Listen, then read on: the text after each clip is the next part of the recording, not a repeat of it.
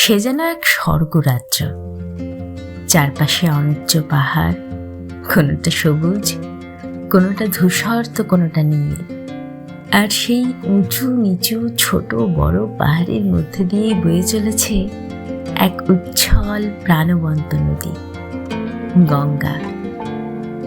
কবিগুরুর ভাষায় বলতে গেলে নমো নমো নমো সুন্দরী মম জননী বঙ্গভূমি, গঙ্গার তীর স্নিগ্ধ সমীর, জীবন জুড়ালে তুমি।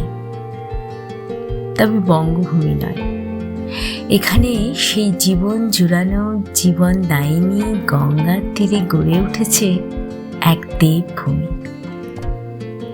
নমস্কার, আমি সুমনা, আর আপনারা দেখছেন আমার চ্যানেল নব্যভূগান। হ্যাঁ, ঠিকই ধরেছেন, আমি বলছি উত্তরাখণ্ড রাজ্যের গাড়ওয়াল হিমালয়ের পাদদেশে গঙ্গা নদীর তীরে অবস্থিত প্রাচীন শহর ঋষিকেশের কথা। তাহলে বরং গল্পটা শুরু থেকেই শুরু করা যাক। এই গল্পটা শুরু হয়েছিল আজ থেকে প্রায় বছর 5 আগে, 2020 সাল নাগাদ। কলকাতার কয়েকজন বন্ধু মিলে ঠিক করেছিলাম উত্তরাখণ্ড ভ্রমণে যাব। পরিকল্পনা ছিল ঋষিকেশ হয়ে চোপতা, তুঙ্গনাথ, চন্দ্রশিলা ও সারিগ্রাম ঘুরে আসব।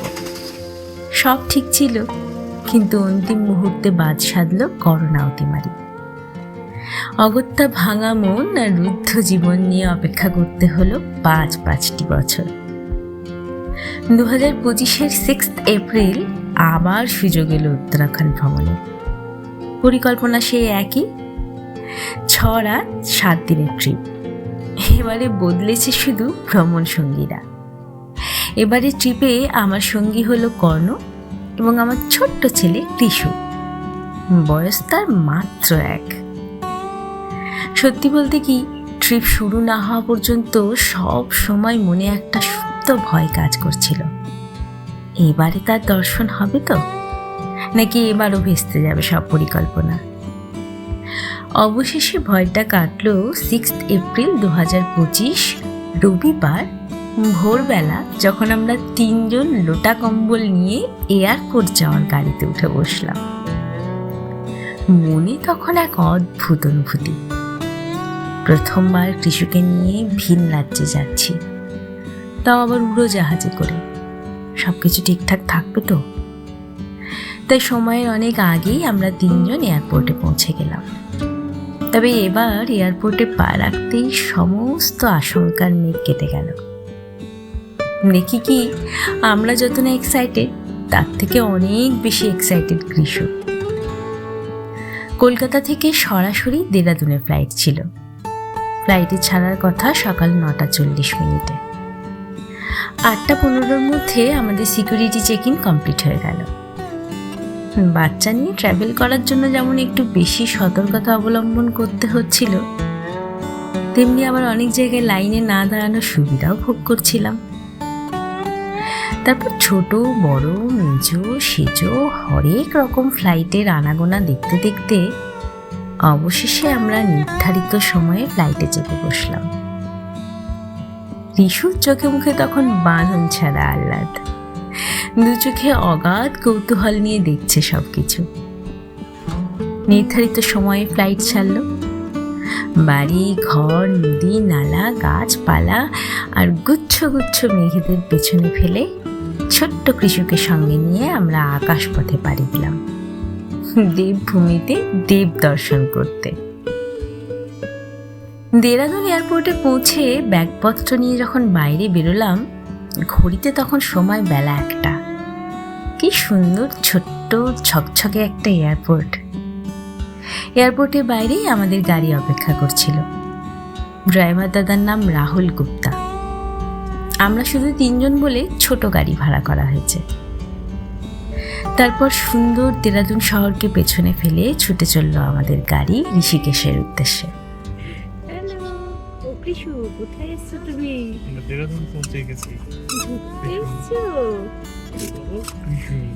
জাস্ট দেরাদুনে ল্যান্ড করলাম। এবার যাবো ঋষিকেশ। এখান থেকে সরাসরি ঋষিকেশ। দেরাদুন এয়ারপোর্ট থেকে ঋষিকেশের দূরত্ব খুব একটা বেশি নয়, খুব বেশি হলে ওই 30-40 মিনিট মতো সময় লাগবে। তাই ধীরে সুস্থে এগিয়ে চলল আমাদের গাড়ি।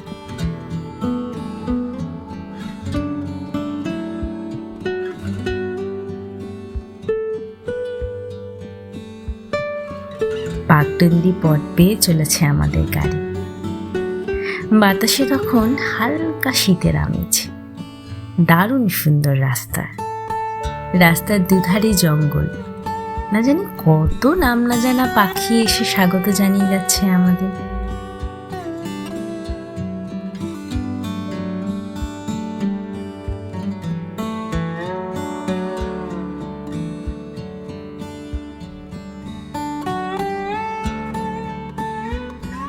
তবে ঋষিকেশের কাছাকাছি পৌঁছে রাস্তার দুধারের দৃশ্যটা একটু পাল্টে গেল। রাস্তার দুই পাশ তখন সেজে উঠেছে রং বেরঙের ছবিতে, যেন জানান দিতে চাইছে আপনি এবার দেবভূমিতে প্রবেশ করছেন। আগে থেকেই আমাদের হোটেল বুক করা ছিল। তবে এখানে একটা বিষয় বলে রাখা ভালো, ঋষিকেশে অজস্র হোটেল, স্টে আর হোমস্টে, হোস্টেল রয়েছে। অফ সিজনে এলে সরাসরি স্পট বুকিংও করে নিতে পারেন। হোটেল বুকিং করার আগে শুধু লোকেশনটা ভালো করে দেখে নেবেন। যেমন আমরা চেয়েছিলাম লক্ষ্মণ ঝুলার কাছাকাছি থাকতে, তো সেই হিসেবেই হোটেল বুকিং করেছি। যাই হোক, আমরা এবারে উঠেছিলাম হোটেল প্রাইড ইন। খুঁজে পেতে খুব একটা অসুবিধে হলো না। সুন্দর ছিমছাম হোটেল।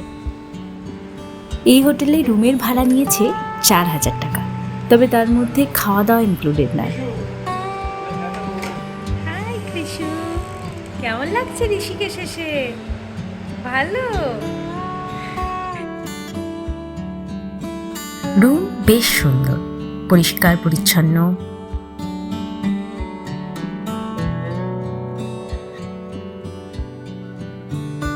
বাথরুমটি বেশ বড় এবং পরিষ্কার।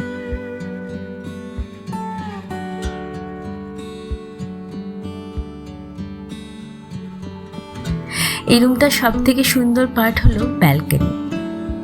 ব্যালকনি থেকে সামনের পুরো শহর দেখা যায়, পর্যটকদের ব্যস্ততা দেখা যায়, আর দেখা যায় নীল সবুজ পাহাড়। একদম মন ভালো করা একটা ব্যালকনি। রুমে পৌঁছেই আগে সবাই মিলে ফ্রেশ হয়ে নিলাম। তারপর আমাদের জন্য হোটেল থেকে লাঞ্চ অর্ডার করে নিলাম, আর কৃষুর জন্য ইলেকট্রিক কুকারে খিচুড়ি বানিয়ে নিলাম।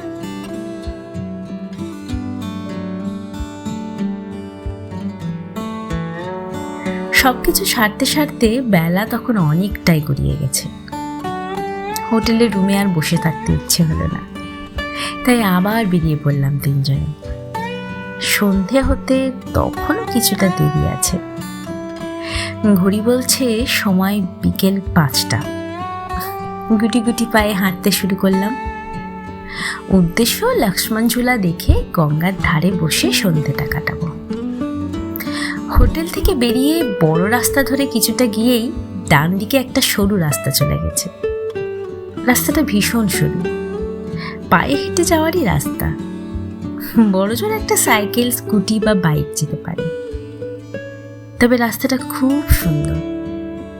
দুপাশের দেয়াল সুন্দর করে ছবি এঁকে সাজানো হয়েছে, যেন কেউ খুব যত্ন করে রাস্তাটাকে সাজিয়ে রেখেছে পর্যটকদের জন্য।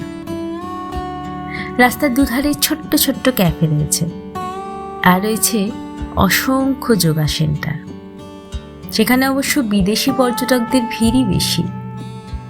তাদের বেশভূষা, চোখে মুখে প্রশান্তির ছাপ দেখে বোঝা যায় কিভাবে ছোট্ট এক পাহাড়ি শহর আর এক মাতৃরূপা নদী দেশ, কাল, সময়ের গণ্ডি মুছে দিতে পারে। বুঝলাম কি অপূর্ব আমাদের দেশ, কি অপূর্ব আমাদের সংস্কৃতি, কি অপূর্ব তার মহিমা। বুঝলাম কেন ঋষিকেশকে the yoga capital of India বলা হয়।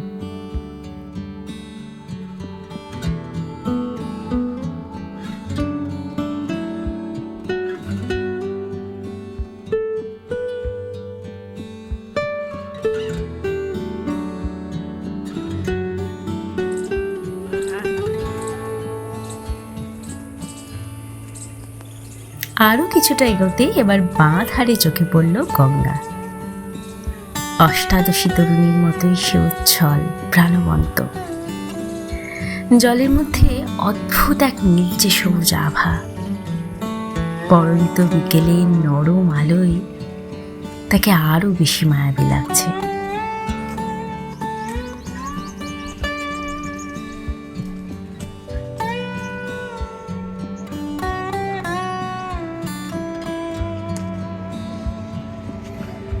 পাখির ডাক আর নদীর কুলকুল আর প্রকৃতির গুনগুন শুনতে শুনতে এগিয়ে চললাম আমরা।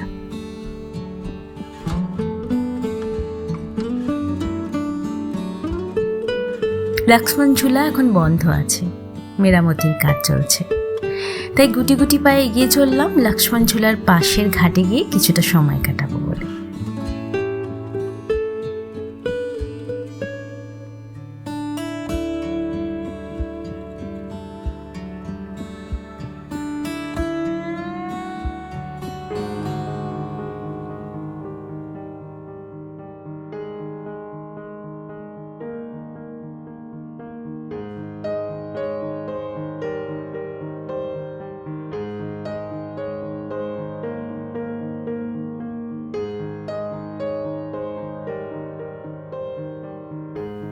ঘাটে সিঁড়িতে পা দিতেই মন অদ্ভুত এক ভালো লাগায় ভরে গেল। কত মানুষের ভিড়, কত রকমের শব্দ, কত রকমের কাণ্ড কারখানা। কেউ মা গঙ্গার আরাধনা করছে, কেউ যোগ সাধনা করছে, কেউ গল্প করছে, কেউ রিভার রাফটিং করে ফিরছে, কেউ বা এমনি চুপচাপ বসে আছে। এত কিছুর মাঝেও সেখানে অদ্ভুত এক শান্তি।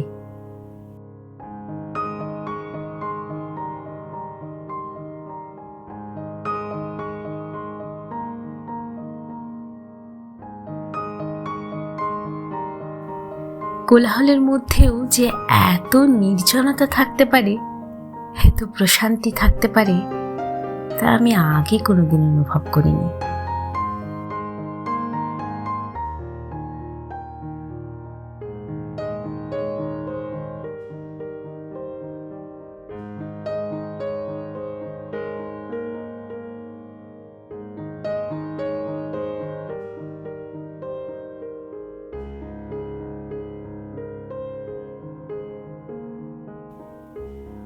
কিছুক্ষণ বসলাম সেখানে, তারপর ধীরে ধীরে অজস্র জলছবির ভিড়ে হারিয়ে ফেললাম নিজেকে।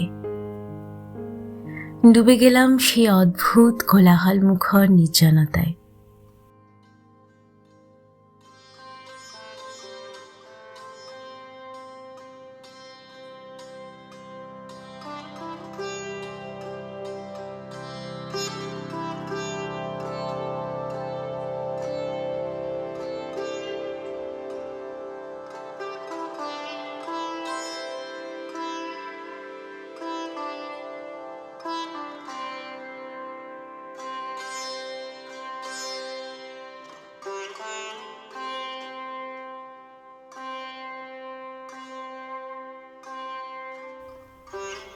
আসার সময় রাস্তার উপরে একটা ক্যাফে দেখেছিলাম। এমন একটা সুন্দর বিকেলে এমন সুন্দর দৃশ্য উপভোগ করতে করতে চা খাওয়ার লোভটা সামলাতে পারলাম না।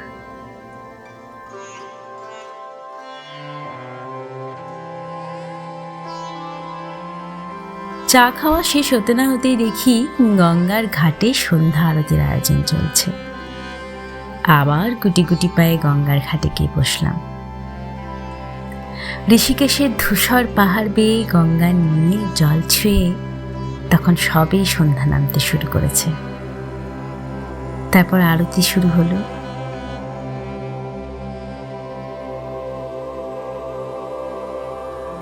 আস্তে আস্তে শঙ্খধ্বনি, মন্ত্রোচ্চারণ আর ধূপধুনোর গন্ধে ভরে উঠল চারপাশটা। উফ, কি যে অপূর্ব সে আরতি, কি অপূর্বতার মহিমা! সে মহিমার ছোঁয়ায় আমি যেন আর আমি রইলাম না, ভেসে গেলাম আধ্যাত্মিকতার স্রোতে। তারপর গঙ্গা আরতি দেখে লক্ষ্মণ ঝুলার পাশে লোকাল মার্কেট ঘুরে হোটেলে ফিরলাম যখন, তখন প্রায় 8টা বাজে। ঠিক করলাম তাড়াতাড়ি ডিনার করে শুয়ে পড়ব। পরদিন আবার ভোর ভোর রওনা দিতে হবে চোপতার উদ্দেশ্যে।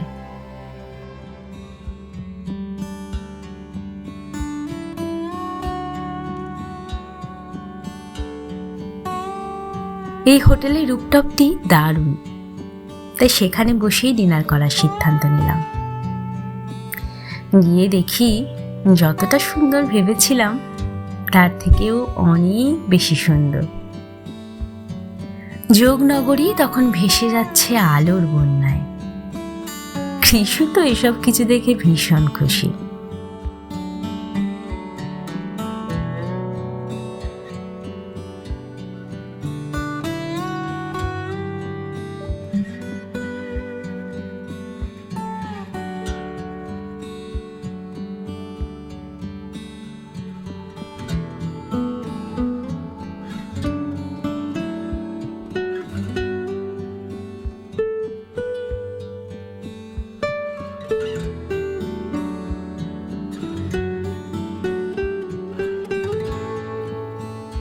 ডিনার সারলাম রুটি, পনির বাটার মশালা আর লেমন সোডা দিয়ে।